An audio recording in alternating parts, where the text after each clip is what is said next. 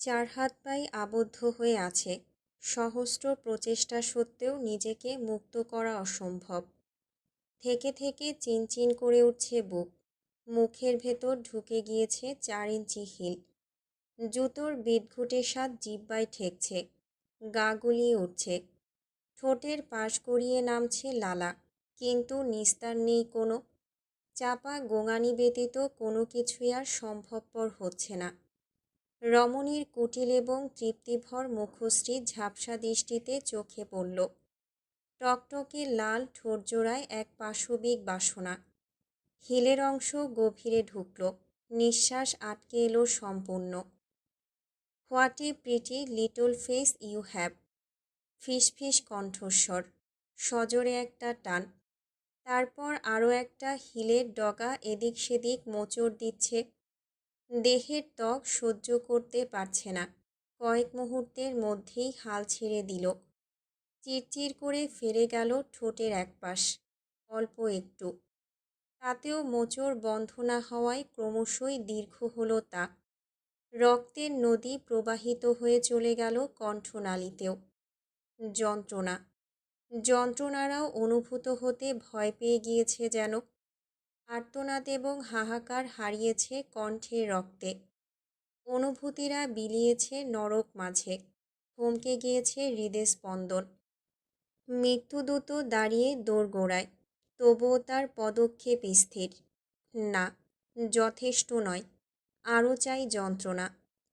চোখ মিলতেই কালো সিলিং নজরে এলো। তাতে অফ হোয়াইট বর্ণের ডিজাইন। উভয় রং পেঁচিয়ে সর্পিলাকৃতির উদ্ভব ঘটিয়েছে। বুকের ভেতর হৃদযন্ত্র ক্ষিপ্ত গতিতে অক্সিজেন ছড়াতে ব্যস্ত। দুঃস্বপ্নের পর শরীরের কোষের কর্মকাণ্ড বহুগুণে বৃদ্ধি পায়। এই বৃদ্ধিপ্রাপ্ত চাহিদা মেটানো প্রয়োজন। বিছানায় উঠে বসল আসমান। পরনের হাফহাতা টি শার্ট ঘামে ভিজে লেপ্টে আছে শরীরের সঙ্গে। দেহের উপর থেকে ব্ল্যাঙ্কেট সরিয়ে দিল। তাতে এসি শীতল বায়ু হু হু করে প্রবেশ করতে থাকলো অঙ্গ প্রত্যঙ্গে। কেমন একটা শিরশিরে ভাব খেলে গেল সমস্ত শরীরে। এসির বাতাসের কারণে নাকি স্বপ্নের কারণে ভাবার চেষ্টা করল না আসমান। স্বয়ংক্রিয়ভাবে তার হাত উঠে এলো চেহারায়। ছুঁয়ে দিল ঠোঁটের পাশের গাঢ় সেলাইয়ের দাগের জায়গাটা। আলতো করে সে অনুভব করল নিজেকে, নিজের যন্ত্রণাকে। তারপর এক মুহূর্তের মধ্যে সব কিছুর দূরীভূন ঘটালো। বিছানা থেকে উঠতে উঠতে দেয়াল ঘড়িতে দেখল সকাল 8:30 বাজে। ফ্রেশ হয়ে সিঁড়ি বেয়ে নিচে নামতে নামতে কিচেনে পরিচিত দৃশ্যটি নজরে পড়ল। চুলার ধারে রোজা।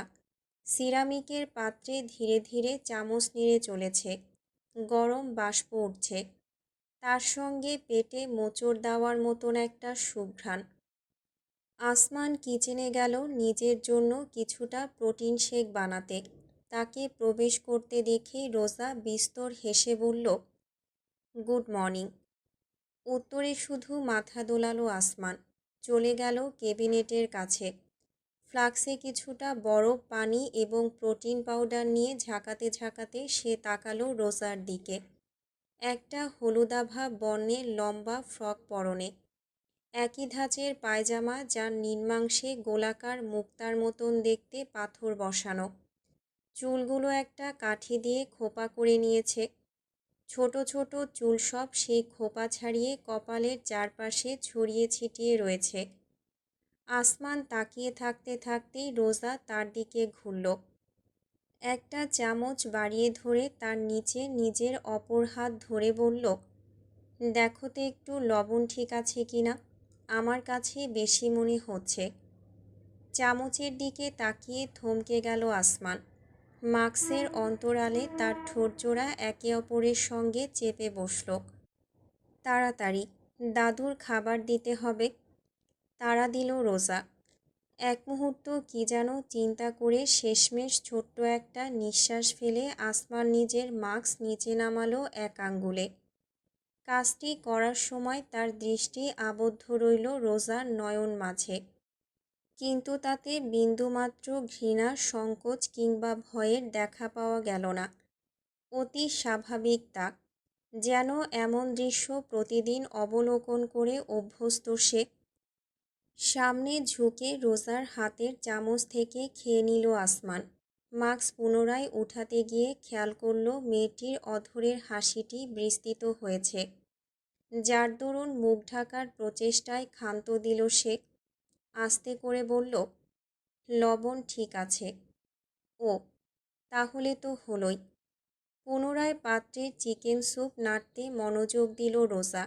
তার পাশে একজন দানবীয় সত্তার অধিকারী মানুষ দাঁড়িয়ে রয়েছে। তাতে তার কোনো পরোয়া রয়েছে বলে মনে হলো না।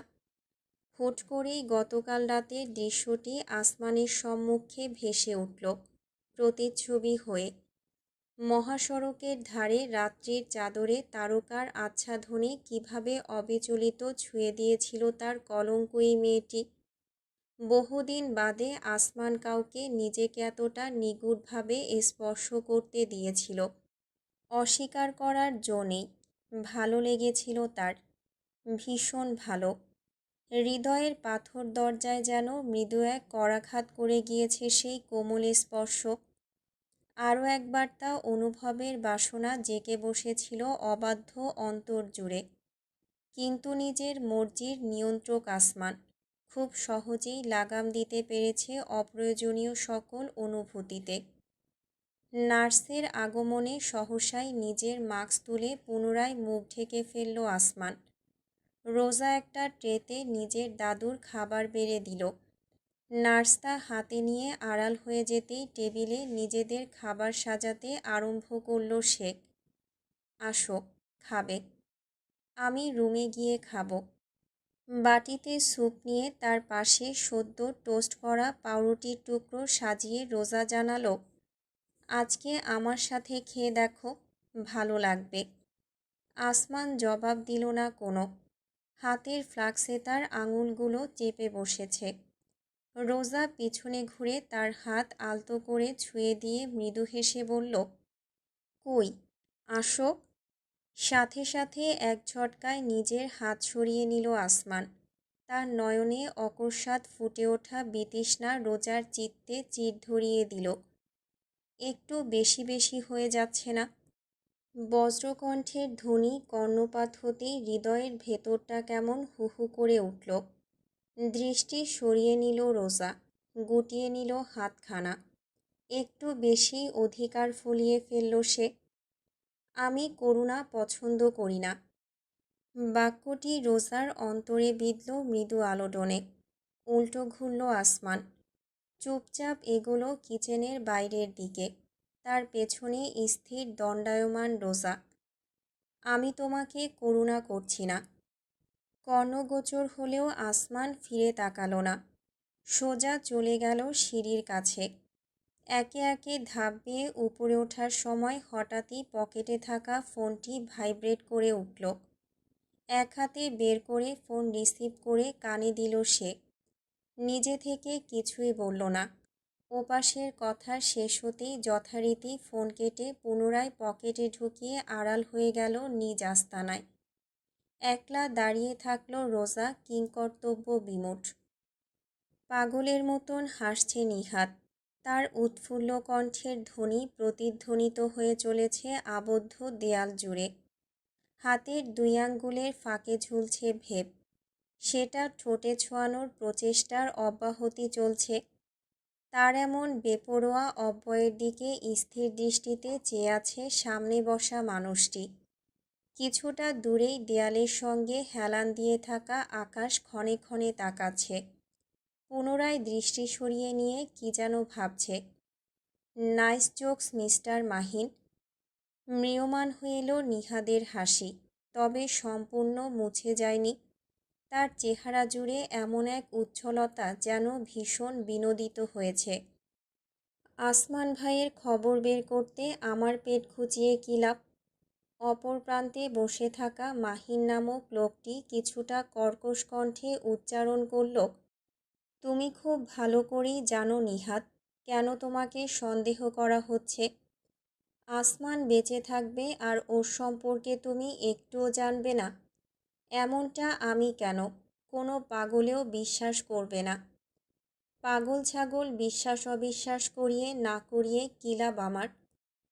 নিহাদের প্রশ্নে আকাশ এবং মাহিন দুজনের মাথায় চক্কর দিয়ে উঠল। তার প্রশ্নটির ধাঁচ মেলাতে পারছে না, কেমন ধাঁধায় পড়ে গেছে। তাদের চেহারায় দ্বিধা লক্ষ্য করে পুনরায় হেসে উঠল নিহাদ। ভেব ঠোঁটে ছোঁয়ালো। উল্টাপাল্টা কথা বলে আমাদের সময় নষ্ট করার পায়তারা করো না। তুমি যদি কিছু জেনে থাকো তাহলে এক্ষুনি বলো, না হলে তোমাকে ভয় দেখিয়ে লাভ নেই। সে তো কবেই মুছে গিয়েছে এই অন্তর থেকে। ধোঁয়া বায়ুতে ফুঁস করে ছেড়ে তারপর বিড়বিড় করল নিহাদ। তার দিকে কঠোর দৃষ্টি নিক্ষেপ করা হলেও তাতে কাঁচকলা হয়েছে তার। হঠাৎ আকাশ এগোলো। নিজের ফরমাল প্যান্টের পকেটে উভয় হাত ঢুকিয়ে নিহাদের দিকে চাইল নিষ্পলক নয়নে। সেদিন হোম কেয়ার হসপিটালে ওই ছেলের সাথে তুমিও ছিলে নিহাদ, সাহায্য করেছ তাকে। উপস, ধরা পড়ে গেলাম নাকি? খিলখিল করে হাসতে থাকল নিহাদ, যে হাসির ধ্বনি বিরক্তি ধরিয়ে দেয় শরীরে। নিজের হাত মুষ্টিবদ্ধ করে আকাশ নিজেকে স্থির রাখল। পরক্ষণে নিহাদের অবিচলিত চেহারায় দৃষ্টিপাত ঘটিয়ে জানালো, একবার সাবধান করেছি, গোলাম হয়ে প্রভুর দিকে অস্ত্র তোলার পরিণাম ভালো হবে না। আমি আমার প্রভুর দিকে অস্ত্র কেন, নজর তুলেও তাকাই না। অকৃতজ্ঞ কুত্তা নাই নিহাদ। নিহাদের হঠাৎ ভারিক্কি কণ্ঠস্বর বুকে কেমন কাঁপন ধরিয়ে দেয়। অদ্ভুত এক শক্তি আছে তাতে, অনুভবের শক্তি। আকাশ এক নজর মেঝের দিকে তাকালো। তার যান্ত্রিক ভঙ্গিতেও প্রকাশ পেল এক চিলতে হাসি। তোমার এই প্রভু আসমান ভাই নিশ্চয়? জবাব দিল না নিহাদ। ভেব পুড়ল ঠোঁটে। চেয়ে থাকলো সিলিংয়ের দিকে। মাহিন ঝট করে উঠে দাঁড়ালো। টেবিলে একটা চাপড় দিয়ে উচ্চকণ্ঠে বলে উঠল, তুই আসলে একটা কুত্তা নিহাদ। দেখি তোর প্রভু তোকে বাঁচাতে আসে নাকি, তার জন্য জান কোরবান হবে তোর। টুশব্দও করল না নিহাদ। আধ ঘন্টার মাথায় সে আবদ্ধ হলো একটা চেয়ারে। একের পর এক বেধড়ক মারে তার সর্বাঙ্গ রক্তস্নাত হয়ে উঠল।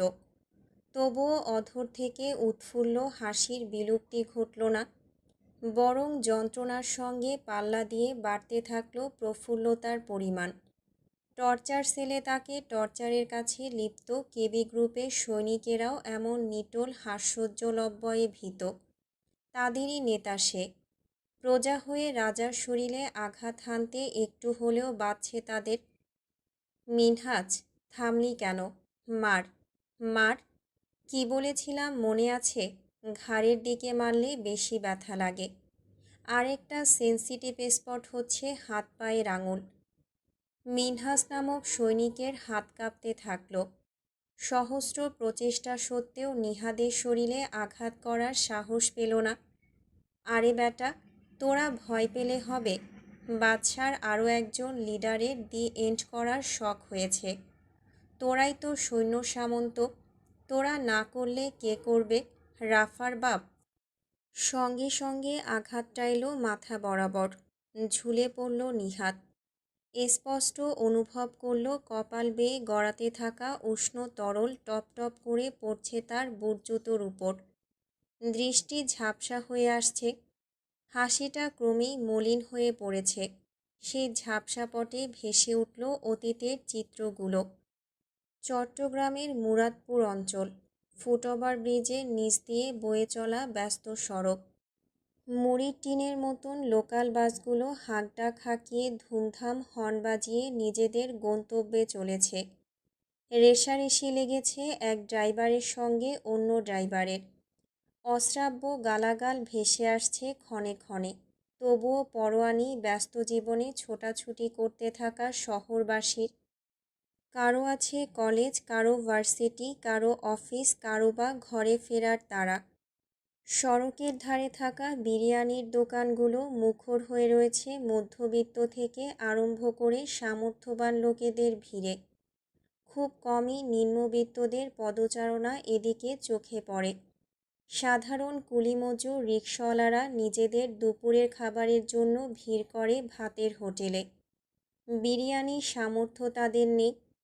হাজির বিরিয়ানির দোকানটির সামনে সড়কে দাঁড়িয়ে আছে কিশোর বয়সের ছেলেটি। পরিধানে মলিন শার্ট এবং ছেঁড়া 3/4 প্যান্ট, হাতে একটা পলিথিন, যাতে একটুখানি ভাত আর পেঁয়াজ মরিচ। ডাগর ডাগর চোখ জোড়া চেয়ে রয়েছে বিরিয়ানির দিকে। প্লেটে প্লেটে সাজিয়ে রেস্টুরেন্টের ভেতরে নিয়ে যাওয়া হচ্ছে পরিবেশনের জন্য। কাচের দরজা দিয়ে চোখ পড়ছে ভেতরের মানুষগুলোর প্রফুল্ল বাক্য বিনিময় এবং খাবারের স্বাদ আস্বাদন। লিকলিকে পা জোড়া একটু এগোয়, পরে আবার কি যেন ভেবে থমকে পড়ে। মুষ্টিবদ্ধ হয়ে আসে হাত। দরকার হলে খুন খারাপি করবে, তবুও ভিক্ষা নয়। এমন এক অন্তর্জ্বালা বক্ষ জুড়ে।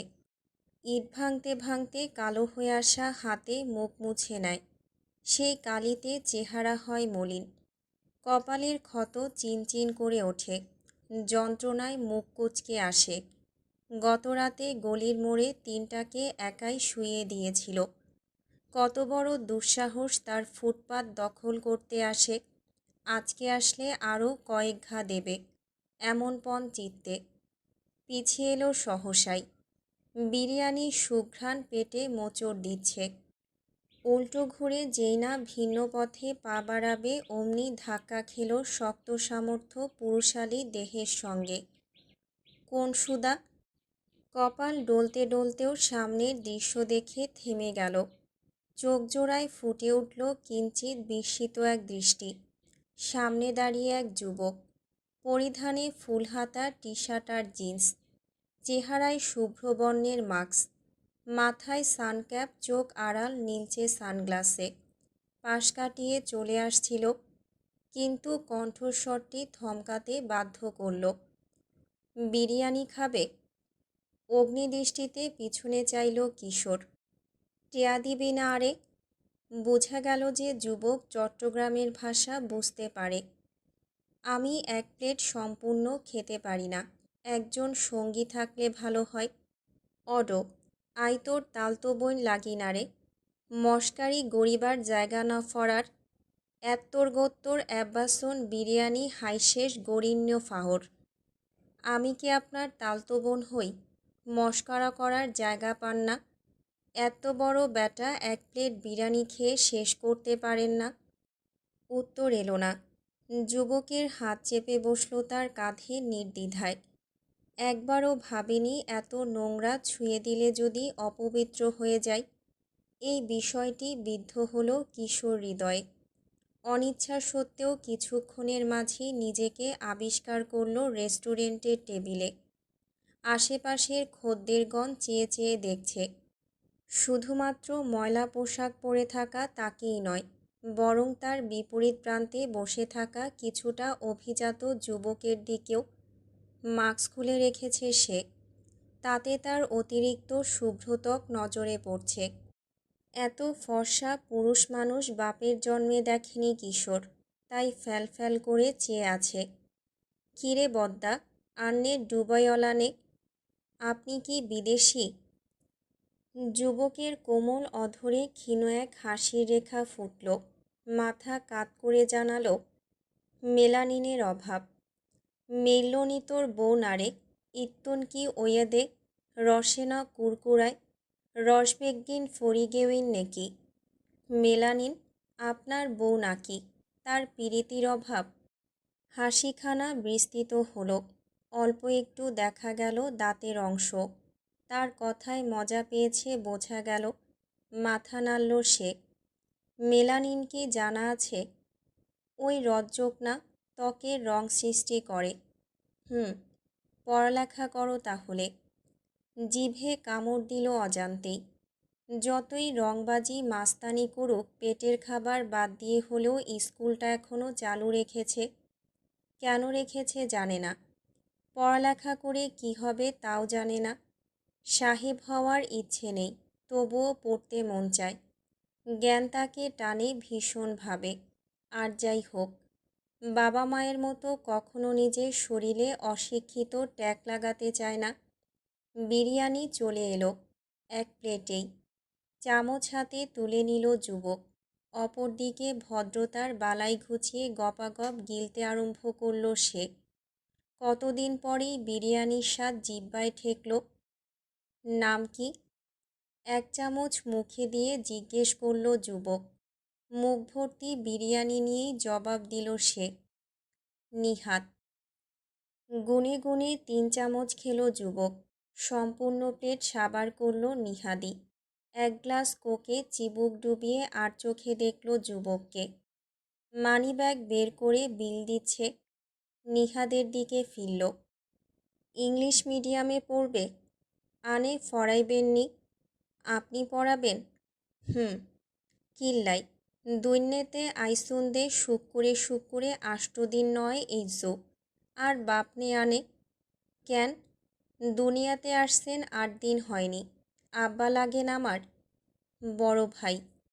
উঠে পড়ল চেয়ার থেকে। বের করল একটা কাঠ। নিহাদের দিকে বাড়িয়ে রেখে দিল। কালকে সকাল 6:30-এ এই ঠিকানায় এসো। ঢাকায় নিয়ে যাব। আর কিছুই না বলে যুবক বাইরের দিকে এগোলো। অবাক হয়ে চেয়ে রইল নিহাত। কার্ডের ঠিকানার দিকে একদৃষ্টে তাকিয়ে পরক্ষণে চেহারা বিকৃত করে বলে উঠল, অডা ফাইসুস দেখি। আরে কিল্লাই ফর্না ফরাইবাল্লাই ঢ্যাং ঢ্যাং করি গড়তা ফরিগে। মগের মূল্য পাইছেন? পড়াবেন কেন আমাকে? যুবক পিছন ঘুরল না। হাঁটা জারি রেখেছে। নিহাত দ্রুত উঠে পিছু নিতেই তার কণ্ঠস্বর কর্ণগোচর হল। কর্ম করলে ফল মেলে। গুন্ডাবাজি ভালোই জানো। নিজের জায়গায় সম্পূর্ণ স্থির হয়ে পড়ল নিহাত। একটু আর নড়তে সক্ষম হলো না। তবুও তাকিয়ে দেখল রহস্যময় যুবকটিকে দৃষ্টির আড়াল হয়ে যেতে। সিদ্ধান্তে অটল ছিল। কিছুতেই অজানা অচেনা কোনো মানুষের দ্বারস্থ হবে না। কেন হবে? দিন তো বেশ যাচ্ছে মরিচ ভাত খেয়ে। ভাগ্য ভালো থাকলে কিছুটা ডালও জোটে। কি দরকারি একলা পেটের? পেটের হয়তো দরকার নেই, কিন্তু অন্তরের দরকার। আপনজন হিসেবে ভাববার মতন একটা মানুষ, যার ছায়াতলে আশ্রয় নেওয়া সম্ভব দুর্যোগের দিনগুলোতে। নিজের প্রয়োজন নয় বরং আকাঙ্ক্ষাই নিহাতকে ভোর ভোর টেনে নিল আগ্রাবাদের 3 তারকা এক হোটেলের সামনে। ঘুমিয়ে পড়ার শহর গাঝাড়া দিয়ে উঠতে শুরু করেছে সবেমাত্র। এর মাঝে হোটেলের সামনে সড়কে দাঁড় করানো একটা মার্সিডিজ গাড়ি। অমক এক আকর্ষণে পায়ে পায়ে হেঁটে নিহাত পৌঁছেছিল তার পাশে। জানালায় মুখ বাড়িয়ে ভেতরে বসা ফর্সা শিশুসুলভ মায়াবী মুখটার দিকে তাকিয়ে বাঁকা হেসে বলেছিল, এ ডুবাইওয়ালা বদ্দা, আই সিটাগাঙ্গা ফুয়া, মেডিত ফরিলে লোয়া, আর ফুয়ারে তেরিবেরি গইতে আইলে ঠ্যাং ভাঙি আতর ধরাই দিউম। দুবাইয়ের ভাই, আমি চট্টগ্রামের ছেলে, লোহার মতন। আমার সাথে তেরিবেরি করলে পা ভেঙে হাতে ধরাই দিব। হাতের রোলেক্স মডেলের সময় বলছে রাত 11:35। তেঁতুল গাছটির গুড়ির সাথে নিঃশব্দ অবস্থান আসমানের। সম্পূর্ণ কালো বর্ণের পোশাকে আবৃত শরীরে একেবারে মিশে গিয়েছে গাঢ় অন্ধকারের সাথে। শুধুমাত্র বিনিদ্র দৃষ্টিজোড়া তীক্ষ্ণ নজর রাখছে সামনের একতলা ভবনটিতে। 8 ঘন্টা সময় ওইভাবেই স্থির থাকতে হলো তাকে। হঠাৎ পকেটে ভাইব্রেট করে উঠল ফোন। দ্রুততা কানে তুলল। ভাইয়া, কোথায় তুই? জবাব নেই। নীরব দৃষ্টি অনর লক্ষ্যে। স্বভাবে বুঝে গেল চারুলতা যে আসমান কোনো গুরুত্বপূর্ণ কাজে আছে। আরিয়ার দাদু অসুস্থ হয়ে পড়েছিলেন একটু। আমি হাসপাতালে নিয়ে গিয়েছিলাম। ডক্টর উইলস্টোনের কাছে? হ্যাঁ। চিন্তা করিস না, আপাতত সব ঠিক আছে। বাসায় নিয়ে এসেছি। আর আরিয়া কিছুটা কেঁদেছিল। আসমানের কপালে দুটো ভাঁজ পড়ল। এখন চারুলতা ফোন রাখতে উদ্যত হচ্ছিল। আসমানের প্রশ্ন সে আশা করেনি। কারো প্রতি উদ্বিগ্ন প্রকাশে সে তড়িৎকর্মা নয়। এখন ঠিক আছে, ঘুমিয়েছে। আমি আছি এখানে, চিন্তা করিস না। চিন্তা করছি না। উচ্চারণ করেই ফোন কেটে দিল আসমান। সুইচ অফ করল। অতঃপর পকেটে ভরল। তার দৃষ্টি এবং মনোযোগ পুনরায় কেন্দ্রীভূত হলো। আর 10 মিনিটের ভেতরেই দুটো গাড়ি বের হয়ে গেল ভবনের গেট দিয়ে। সড়ক পথে আধারে মিলিয়ে গেল দ্রুতই। অপেক্ষা করল না আসমান। এগুলো গাছের গুড়ির ধার বেয়ে। সামনের বারান্দার মতন দাওয়ায় পৌঁছাতে সময় লাগল না তার। যেন স্বয়ং নৈঃশব্দ সে। এতটাই নিঃশব্দতার চলন, খানিক শিকারী প্রাণীর মতন। উঠে এলো দাওয়ায়। দুজন ঘোরাফেরা করছে এদিক সেদিক। একজন অপর প্রান্তে পেছন ঘুরে দাঁড়িয়ে আছে। আরেকজন তার দিকে এগোচ্ছে। এখনও দেখতে পায়নি। রেলিং টপকিয়ে দেয়ালের আড়াল হলো আসমান। অপেক্ষা করল গুনে গুনে 12 সেকেন্ড। হিসাব আগেই নজর রেখে সেরেছিল মস্তিষ্কে। গার্ড এই পাশে পৌঁছাতেই বিড়ালের মতন ঝাঁপিয়ে পড়ল। প্রথমে পাকড়াও করল মুখ। ঘাড়ের ধমনী বরাবর বসিয়ে দিল হিডেন ব্লেড। ফিনকি দিয়ে রক্ত ছোটার আগেই টেনে সরিয়ে দেয়ালের আড়ালে হেলান দিয়ে রাখল বর্তমানে নিথর শরীরটিকে। এবার অপরজনের পালা। সঙ্গীকে দেখতে না পেয়ে স্বভাবতই এগোলো দ্বিতীয় ভুক্তভোগী। একই প্রক্রিয়ায় ধরাশায়ী হলো সে। এখনো পর্যন্ত সব কিছুই আন্দাজের বাহিরে। খুব বেশিক্ষণ থাকবে না। দ্রুত এগোলো আসমান। চুপিসারে নমনীয় শরীর আধারে মিশিয়ে রেখে ঢুকে পড়ল ভবনের ভেতরে। খুব ভালো মতো চেনা তার এই জায়গা। রন্ধ্রে রন্ধ্রে রয়ে গিয়েছে এই আন্ডারগ্রাউন্ড সেলের গাঠনিক কাঠামো। কোনো নকশার প্রয়োজন নেই। ভেতরের দুজন গার্ডকেও পাকড়াও করল। একজনের বরাবর গলায় গাঁথল লম্বা ট্যাবলেট। অদ্ভুত মৃদু গোঙানি শুনে আরেকজন তেড়ে আসতেই ঘাড় বরাবর প্রশিক্ষিত আঘাতে ধপ করে মেঝেতে পড়ল। কোনো ঝুঁকি নিল না আসমান। দুই হাতে ঘাড় আটকে একবার ডান আরেকবার বাম দিকে মোচড় দিল। মটমট করে আওয়াজ উঠল। তারপরেই লীলা খেলার সাঙ্গ।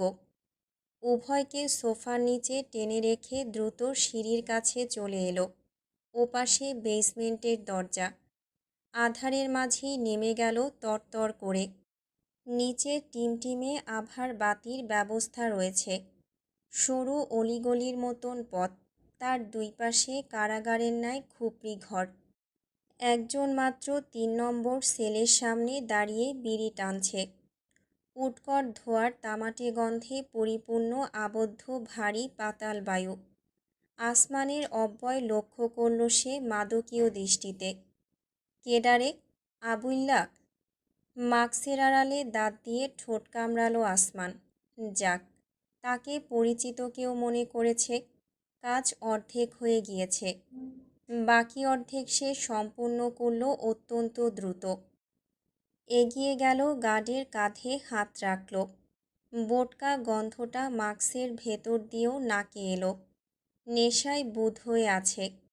আরও ভালো, বন্ধুর মতন হাতখানা গার্ডের কাঁধে মুহূর্তেই রূপ নিল বিষাক্ত সর্পিল স্পর্শে। আবুল্লা। বন্ধুর নাম শেষও করতে পারল না। সেলের শিকের উপর আঁচড়ে ফেলে নিজের পকেট থেকে নাইলনের দড়ি বের করল আসমান। মুহূর্তেই সাপের দেহের মতন তা পেঁচিয়ে গেল। গার্ডের কণ্ঠে মুখে চেপে বসল ব্ল্যাক রাবার গ্লাভস পরিহিত বলিষ্ঠ হাত। টু শব্দ সম্ভব হলো না, শুধু চাপা গোঙানি। ছটফট করল দেহ মিনিট খানেক। তারপর প্রাণপাখি মৃত্যুদূতের সামনে মাথা নত করল। এলিয়ে পড়ল মেঝেতে। 30 সেকেন্ড সময় ব্যয় হলো চাবি বের করতে। সেলের দরজা খুলে ঢুকে ভেতরের চেয়ারে মাথা ঝুঁকিয়ে পড়ে থাকা রক্তসিক্ত অব্যয় নজরে পড়ল আসমানের। এগিয়ে গেল। মাথাটা ধরে দেখল বন্ধ চোখের পাপড়ি। দুই গালে হাত ঠেকিয়ে দ্রুতগতিতে চাপড় দিতে থাকলো একটানা। Nihat, hmm hmm, I said I don't know anything. You. চিৎকার করে উঠতে গেলেও থমকে গেল নিহাত। তার দৃষ্টি এখনও কিছুটা ঝাপসা, তবু ওই কৃষ্ণগহ্বর উদ্ভাসিত দৃষ্টি চিনতে মোটেও ভুল হলো না। রক্ত জমাট বেঁধে শুকিয়ে আসা ঠোঁটেও হাসি ছড়িয়ে পড়ল নিহাদের। আসমান ভাই। দ্রুত নিহাদের বিশেষ চেয়ারের লক খুলে ফেলল আসমান। ছাড়া পেয়ে দুর্বল শরীরেও লাফিয়ে উঠল সে তাগড়া জোয়ানের মতন। উদ্যত হলো আসমানকে জড়িয়ে ধরতে, কিন্তু পরক্ষণে কী ভেবে নিজেকে দমালো। সরি ভাই। আসমান কিছু বলল না উত্তরে, উল্টো ঘুরে এগোলো সেলের বাইরে। হাঁটতে পারবে নাকি ঘাড়ে তুলব? I am 60 KG plus, I can lift 80 KG. হাসল নিহাত। অজানা কারণে কিছুতেই নিজের হৃদয়ের প্রফুল্লতা দমাতে পারছে না। উভয়ই অগ্রসর হচ্ছে। একটা সেলের সামনে থমকে পড়ল নিহাত। তারপর তীর্যক হেসে আসমানকে জিজ্ঞেস করল, ভাই, যাওয়ার আগে একটা ধামাকা করলে কেমন হয়? মুখ ফুটে কিছুই উচ্চারণ করল না আসমান, কিন্তু তার দৃষ্টির বাসনায় স্পষ্ট প্রকাশ পেল আকাঙ্ক্ষা, ধ্বংসযজ্ঞের আকাঙ্ক্ষা। তেলের ড্রাম ফেলে তেল গড়িয়ে আনল সে বাইরের করিডোর পর্যন্ত। আসমান পকেট থেকে বের করল লাইটার, সেটা ফেলে দিল প্রান্তে। তেলের পথ অনুসরণ করে অত্যন্ত দ্রুত এগিয়ে গেল অগ্নিদেবতা। উভয় পুরুষ দ্রুত পদক্ষেপে উঠে এলো 2 তলায়। ঠিক তখনই বিকট প্রকম্পনে কেঁপে উঠল সমগ্র ভবন। উত্তাপ এবং দাউ দাউ শিখায় জ্বলে উঠল পাতাল কক্ষ, যা ধস নামল ভবনের দেয়ালে দেয়ালে। সঙ্গে সঙ্গে অসংখ্য পদক্ষেপ এগিয়ে আসছে দ্রুত। উত্তাপ সহ্য করা দায়। দৌড়ে বারান্দা পেরিয়ে বাইরের উঠোনে এলো আসমান এবং নিহাত। রক্ত ঘামে সিক্ত নিহাত মুখ ঘষে তাকাতেই বৃক্ষের আড়ালে নিজের প্রিয় বাইকটি দেখতে পেল। এক নজর তাকালো আসমানের দিকে। রীতিমতো শিশুসুলভ উত্তেজনাকর দৃষ্টি। সড়কের চতুর্দিকে জমতে শুরু করেছে গুটিকতক বাইক এবং জিপ। নিজের বাইকটি দ্রুত গেটের সামনে আনল নিহাত। হেলমেট ছুড়ল আসমানের দিকে। এক হাতে ক্যাচ ধরে ছুটে গেল আসমান। নিজের হেলমেটের উইন্ডো নামিয়ে পিছনে তাকালো নিহাত। দ্রুত এগিয়ে আসছে গাড়ি। পাশে প্রজ্বলিত কেবি গ্রুপের রাজত্বের ছোট্ট একটা অংশ। এক নজর আসমান, আরেক নজর গাড়িবহরের দিকে চেয়ে ঠোঁটের কোণ এবং বাম ভ্রু একই সঙ্গে উঁচু হয়ে উঠল নিহাদের। আই সিটাগাঙ্গা ফুয়া, মারিত ভরিলে লোহা, ফাঁসেন ইউর সিটবেল্ট কুকুর ছানারা, দ্য রেস বিগিনস নাও।